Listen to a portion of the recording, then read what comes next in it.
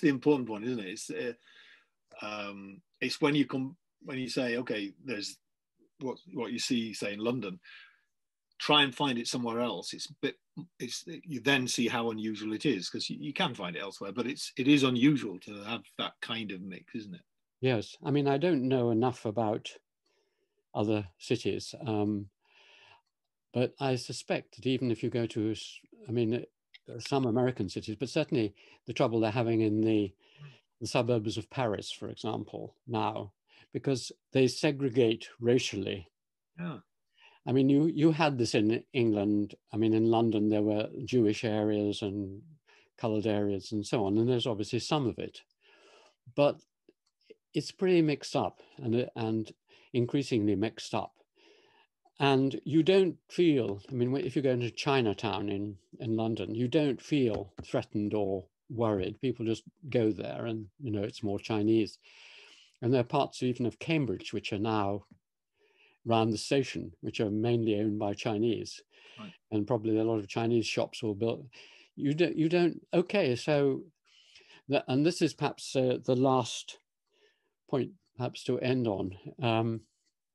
When thinking about Englishness and the British Empire and drawing all this together, when I was discussing this morning with Sarah and why the Swiss are going to try and ban headscarves and so on, I said that I thought that one of the secrets of the English in their empire and in their multicultural society is that by chance they've made a distinction between culture and society.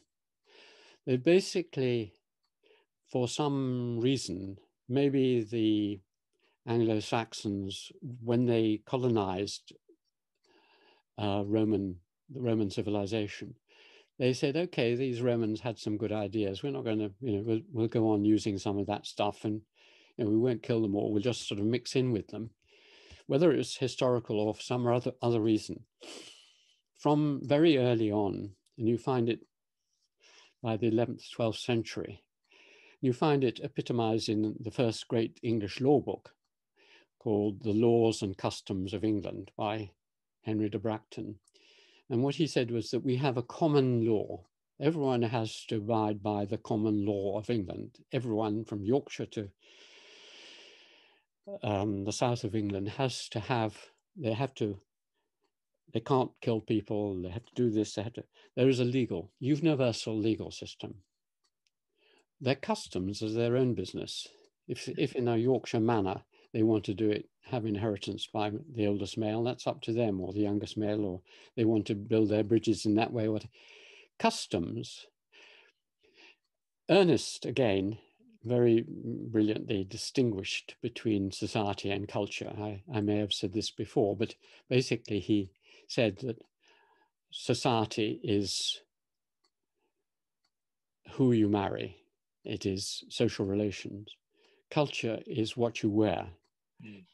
It's the language and culture.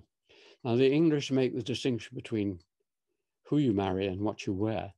And they say you cannot marry certain people, you cannot kill people, you must pay your taxes. So the British Empire was based on a common law and political and legal system, which was very strongly enforced. But if you were a Bengali or an Assamese, you wanted to learn that language, if you want to eat that food, you want to have strange gods in your houses, it's up to you. And of course, our attitude, which means you separate them, is built into our thinking now in the Anglosphere. It's of course one of the reasons, I think one of the many reasons why the West is appalled, or some people in the West are appalled by what they hear of, say, the Chinese in Xinjiang, because the Chinese seem to be behaving as no doubt the French and the Spanish did in the 18th, 19th century. In other words, they're saying if you are living in China, you have to be Chinese. In other words, it's not just good enough to pay your taxes, and you have to have short beards, not long beards. You have to not too much face covering. You have to be more like the Swiss. In other words, you have to conform to the culture, learn the language, be a bit more Han, And whereas continentals historically have done that, and if you were, for example, a Jew in 16th century Spain, you were killed because you weren't Spanish. If you were a Breton in 19th century France, you had to stop speaking Breton and going to French schools, and that was that.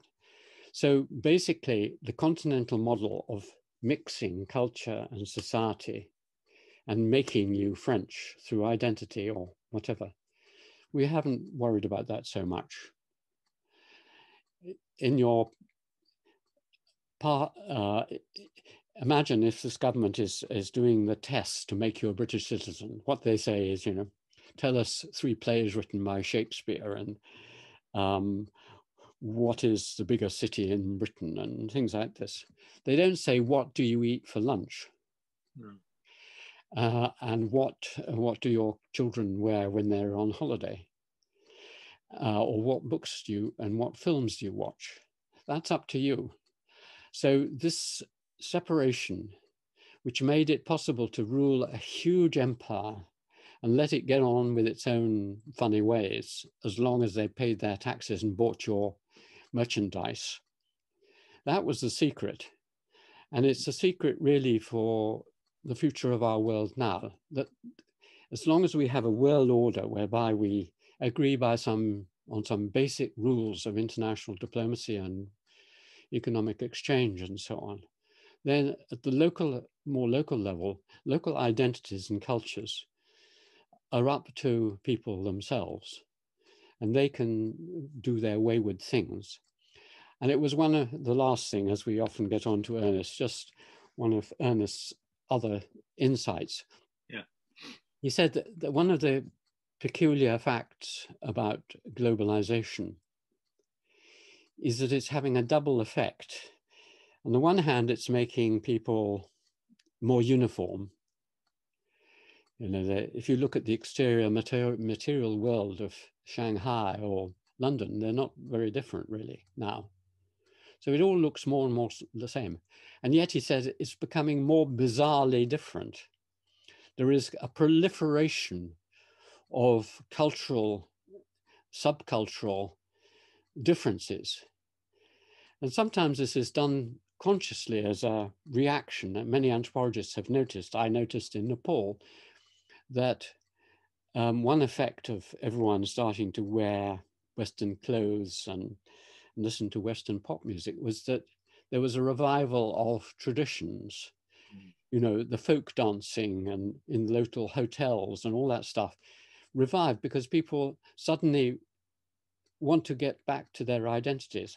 The same is happening on a huge scale in China. I mean, when I went to China first 25 years ago, it was becoming Westernized.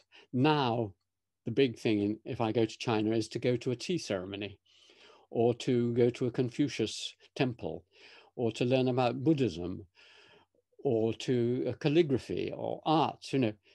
All these things are flourishing because to be Chinese, you're re-emphasizing your traditions. And so in Britain, we predict the growth of maypoles and dance. Salmon lunch was the thing, wasn't it? Yes, that's right.